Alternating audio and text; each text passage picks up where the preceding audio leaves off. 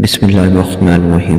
محترم ناظرین، خوش آمدید ہے آپ سب کا آپ کے اپنے چینل روحانی دربار میں، جہاں ہم آپ کے لیے لاتے ہیں روحانیت، اصلاح اور کامیابی کے راز۔ آج کی اس خاص ویڈیو میں ہم بات کریں گے ایک ایسی طاقت کے بارے میں جو ہر انسان کے اندر موجود ہوتی ہے، مگر ہر کوئی اسے پہچان نہیں پاتا۔ روحانی طاقت، کیا آپ جانتے ہیں کہ آپ کے اپنے اندر چھپی ہوئی روحانی قوت کو کیسے بیدار کیا جا سکتا ہے؟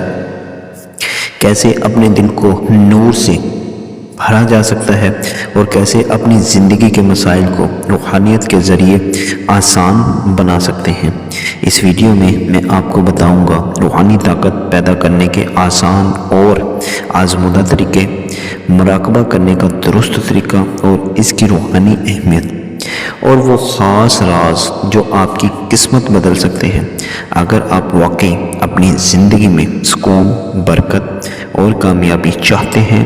تو اس ویڈیو کو آخر تک ضرور دیکھیں، کیونکہ آج کی معلومات آپ کی زندگی بدل سکتی ہے۔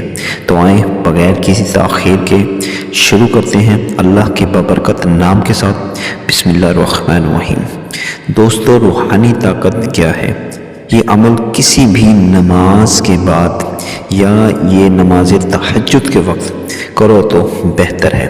اللہ کے پاک ناموں میں سے کچھ نام میں آج آپ کے ساتھ شیئر کروں گا جو آپ نے 1234 بار 21 دن تک لازمی پڑھنے ہیں۔ اس کے ساتھ اول آخر آپ درود شریف اور ایک تسبیح اول آخر ضرور لازمی پڑھیں۔ کچھ ہی دنوں میں ایسی طاقت ملے گی جس کا انسان گمان بھی نہیں کر سکتا۔ دوستو، آپ کو محسوس بھی نہیں ہوگا اور آپ کے اندر روحانیت بھر دی جائے گی انشاءاللہ تعالی۔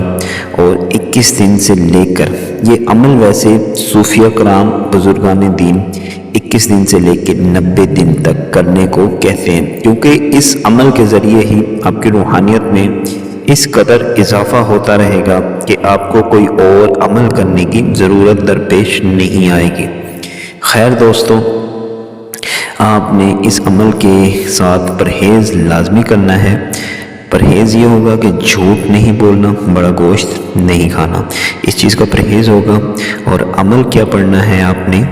1234 مرتبہ یا نورو یا باسطو یا ظاہرو، یا نورو یا باسطو یا ظاہرو۔ اس عمل کو اپنے کنٹینیو 21 ڈیز تک پڑھنا ہے، اور انشاءاللہ تعالیٰ انہی دنوں کے اندر آپ کے اندر ایک ایسی روحانی طاقت پیدا ہو جائے گی کہ آپ خود حیران ہو جائیں گے۔ آپ جیسا سوچیں گے ویسا ہونا شروع ہو جائے گا۔ اور اگر آپ کا تعلق عملیات سے ہے تو انشاءاللہ جو بھی مریض، جو بھی انسان آپ کے پاس کسی بھی جائز مقاصد کے لیے آئے گا تو انشاءاللہ تعالیٰ آپ اپنی روحانیت سے اس کے معاملات آسان کر سکتے ہیں۔ دوستو، اس کے ساتھ میں آپ کو مراقبے کے بارے میں بتا دیتا ہوں کہ مراقبہ کیا ہوتا ہے۔ انشاءاللہ نیکسٹ ویڈیو مکمل مراقبے کے اوپر میں بناؤں گا۔ دوستو، مراقبہ یہ ہوتا ہے کہ انسان تنہائی میں بیٹھ جاتا ہے اور اللہ کے ساتھ اپنی جستجو، اپنی ایک لوح لگا لیتا ہے۔ مراقبہ کرنے کے کچھ اصول ہیں دوستو، اگر آپ ان چیزوں کو سمجھ جاتے ہیں یا آپ کے مرشد، آپ کے استاد آپ کو صحیح معنوں میں مراقبہ کرواتے ہیں تو آپ یقین جانیں آپ کو زندگی میں کوئی عمل، کوئی چلہ کاٹنے کی ضرورت درپیش نہیں ہوگی۔